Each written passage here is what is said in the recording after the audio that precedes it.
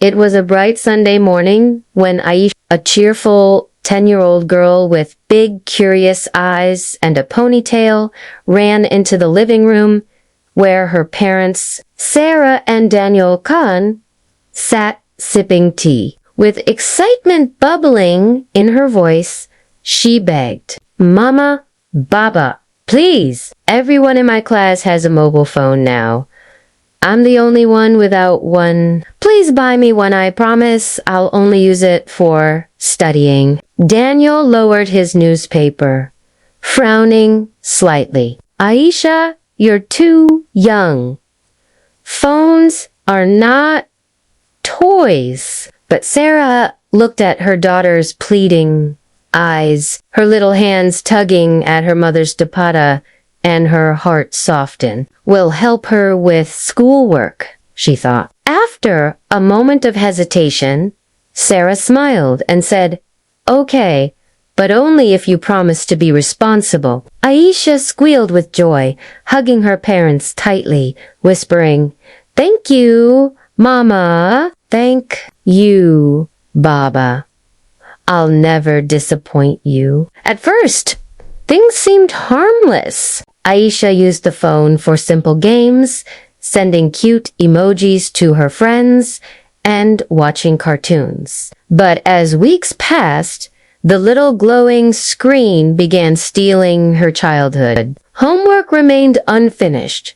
Her crayons gathered dust, and the once lively girl who loved playing in the garden now preferred sitting alone, eyes glued to her phone. Family dinners grew silent, her laughter replaced by distracted nods as her fingers tapped on the screen. Sarah noticed the change first. One evening, she said softly to Daniel, "She doesn't talk to us anymore. Even at dinner, she's lost in that phone." Daniel shrugged. "It's just a phase, Sarah.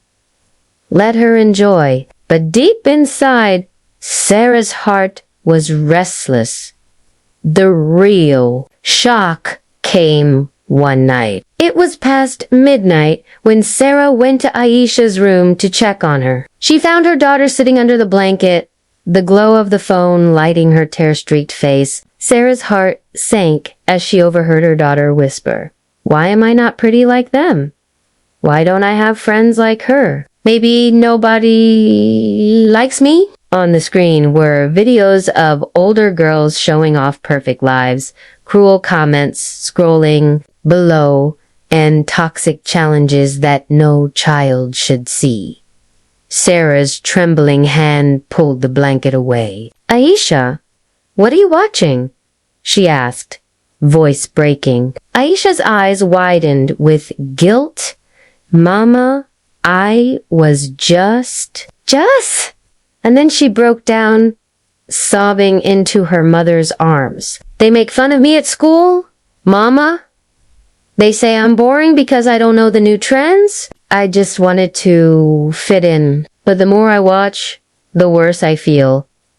I hate myself sometimes." Sarah's tears fell onto her daughter's hair as she hugged her tighter. Daniel, woken by the sound, rushed in. When Sarah showed him the phone screen, his face darkened with regret. "We thought we were giving her happiness, but we gave her poison," he whispered. The next morning, instead of scolding, Daniel and Sarah sat down with Ayesha. With gentle voices, they explained, "You don't need to compare yourself to anyone. You don't need a phone to be special. You are already perfect as you are," Daniel added, holding his daughter's hand. "We made a mistake by giving you this too soon. Childhood is for laughter, play, and dreams, not for scrolling through strangers' lives." At first, Ayesha resisted. "But my friends will laugh at me if I don't have a phone," she cried. Sarah cupped her face. "Let them laugh, my love. One day they will realize what they lost. But we want you to enjoy being a child. To be happy, to be free." Slowly, things began to change. The phone was put away, replaced with evening walks in the park, where Ayesha learned to fly kites with her father. Sarah bought her a new sketchbook, and soon their evenings were filled with drawings of rainbows, butterflies, and smiling faces instead of sad scribbles. Family dinners became lively again, with Ayesha telling stories from school, Daniel cracking jokes, and Sarah laughing until her eyes teared one evening as they all sat together in the living room. Ayesha looked up from her sketchbook and said, "Mama, Baba, I think I'm happier without the phone." Sarah kissed her forehead, whispering, "That's because happiness doesn't come from screens. It comes from love, time, and the people who care about you."